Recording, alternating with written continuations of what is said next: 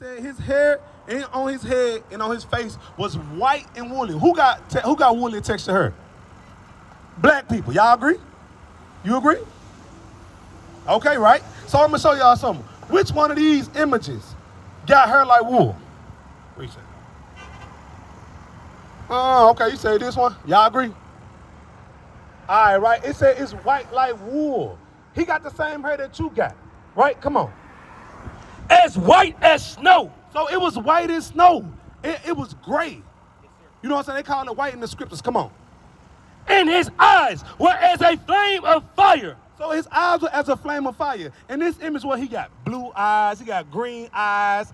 You know what I'm saying? He got brown. He got all different types of color eyes. And to get y'all to understanding of what they're saying is, it's not that Christ had fire coming out of his eye like he's Cyclops.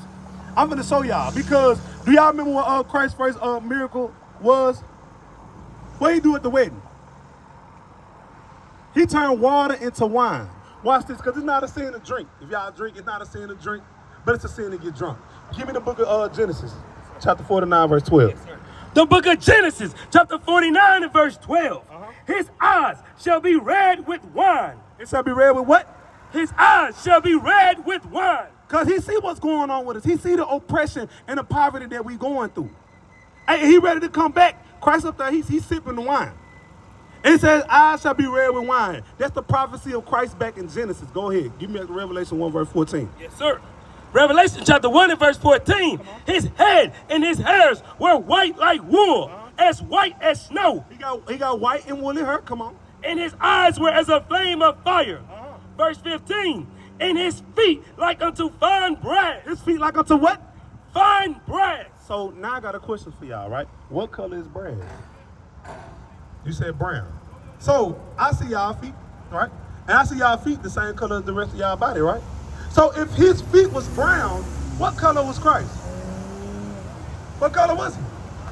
There you go, right? But I'm gonna show y'all something. We're gonna get even more in detail about what he looked like. Come on, watch it.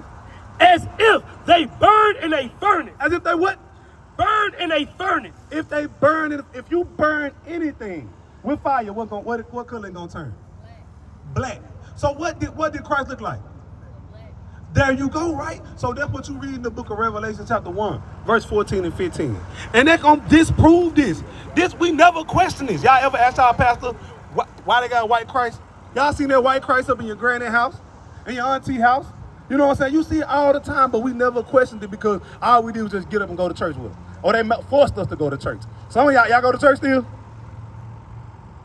Good. I'm going to show you because they ain't teaching you this. If they ain't teaching you this, hey, you going somewhere where they teaching you lies. Because there's something that come behind it. So I'm going to show y'all something, right? We just learned that Christ is what color? Black, right?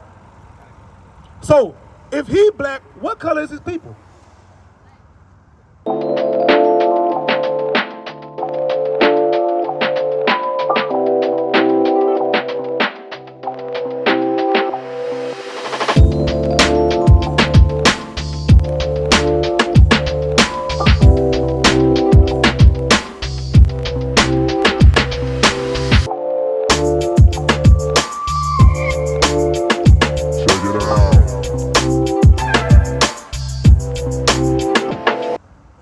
What he look like?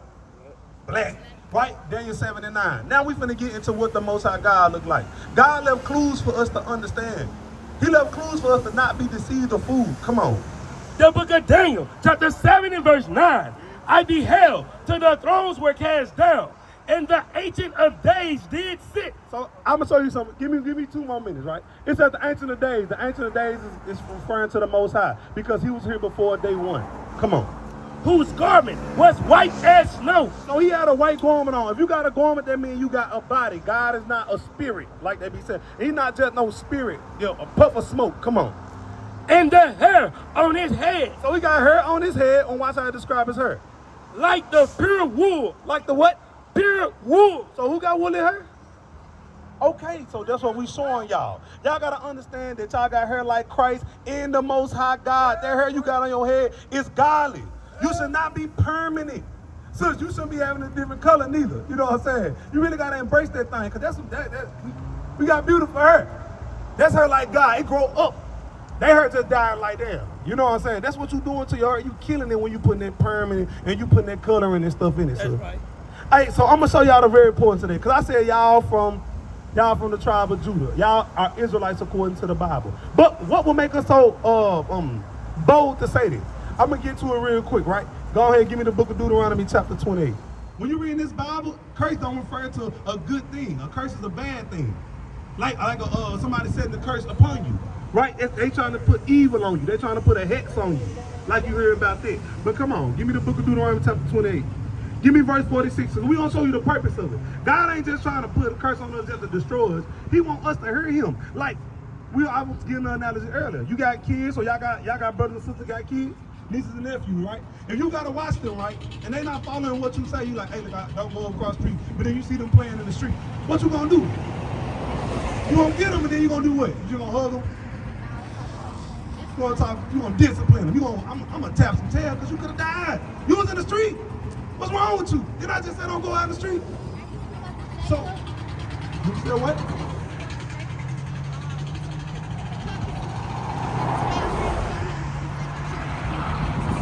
Watch this. I'm gonna go into there, right? And I'm gonna show you the purpose of the curses. Come on. You want verse 45? Verse 46. Yes, sir. Verse 46. And they shall be upon thee for a sign. So the they is referring to the curses. We still in the same chapter. It said they shall be upon thee for a sign, right? We know that a sign do what? How do we know that's the lamp lighter in?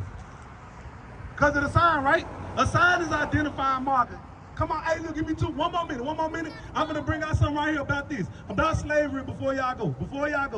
That's it, and y'all can go on about y'all business, right? Because I'm gonna show y'all gotta be able to prove it, just like you gotta be able to, you know that Christ is black because I did what? Read it here? You gotta be able to do the same thing. Come on. And they shall be upon thee for a sign. So these curses shall be upon us for identifying marker in the last days. Because what happened to us in slavery? It was beaten to us that we black, that we niggas, that we nothing. Like today we think we nothing but thugs. You know what I'm saying? Hot girls. We none of that. But watch what God called us Israelites. Give me verse 68. This is one of the signs that we know without a shadow of a doubt that we are the Israelites according to the Bible. Come on. Verse 68. And the Lord shall bring thee into Egypt again with ships. So he said he's going to bring us into Egypt. Right? Do y'all know what happened to the children of Israel in Egypt? I'm going to help you because they short on time, right? They went into slavery. Right. There was a slavery on the Pharaoh on them. Egypt is a word that is an Egyptian word that comes from Egyptos, meaning to bind or constrain. It means to keep in bonds. When you are in bonds, guess what they got you in? Slavery. Just like you see the people on here. They in shackles. You see them in shackles. You see them in shackles and everything. You see they got their wrists cuffed up. They cuffed to their legs and everything. Right? He said that they were going to go into where? And the Lord shall bring thee into Egypt again with ships. So they're going to go into slavery again. How this time? On ships. What mode of transportation we take to get over into this side of the world? Ships. We didn't come over here on carnival ships. We didn't come over here on a cruise ship. We came over here on cargo slave ships. That's right. We were packed on there like sardines. We was on top of each other. So guess what? If it was your time of the month, you would chain down. Guess what you couldn't do? Tend to yourself. So guess what? If I'm below you, guess what you doing? You bleeding all upon me. If you had a baby, you went to the bathroom all on top of each other, huh? No. Not all our people want criminals. Because this was a source of human labor. Come on. Yeah, sure. You wouldn't know that the king talking about black people. I got you. Thou shalt see it no more again. And so it said, thou shalt see it no more. We weren't going to see Egypt again, or we weren't going to see our homeland together as a people again. Come on. And there you shall be sold unto your enemies. And when we got off them ships, we got off on Oxford Street down by Beale Street, when we got off that port, off the Mississippi, guess what was did to us? We were sold. And what did God call them people that sold us? Watch this. And there you shall be sold unto your enemies. And we were sold unto our what? Enemies. So what did God call the white man when we got off that ship that sold us? So y'all gotta understand y'all got enemies. That's why I said, give me one more minute. Because I can't let the enemy let you think that you black. I can't let y'all go out here, reproduce in this world, and raise another nigga. That's right. Come on.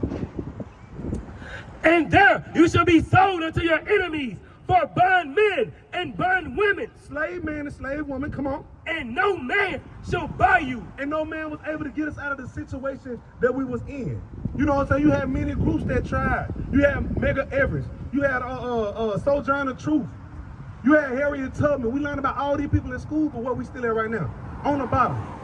You had the boy in Mississippi just get killed. You know what I'm saying? They cut his head. No, he ain't no boy. He is a grown man. Right. He was a grown man. Do y'all know about that? Y'all heard about that? It's a grown man. I forgot his name. What's his name? Rasheem Carter.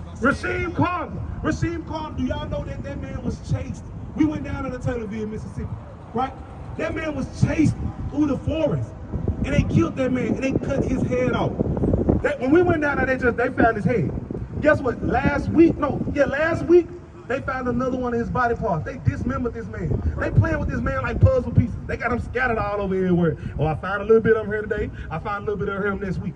That's you know what I'm saying? Our people ain't raised about that because they got no self-value. They ain't got no self-worth. So that's why we showing y'all that y'all are God's chosen people. And this is how we know, because slavery happened unto our people. And that's one of the things we let you know right now. So, I know y'all short on time. So look, it only happened because we broke God's laws. What is a nation? Nation is family. Nation is community.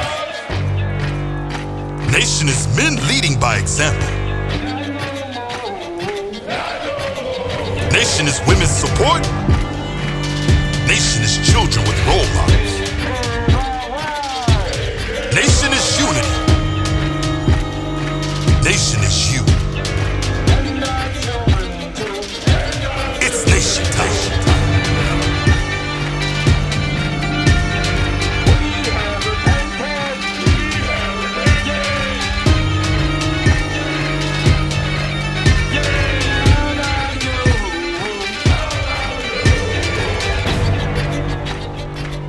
And finally, my brethren, be strong in the Lord, His word.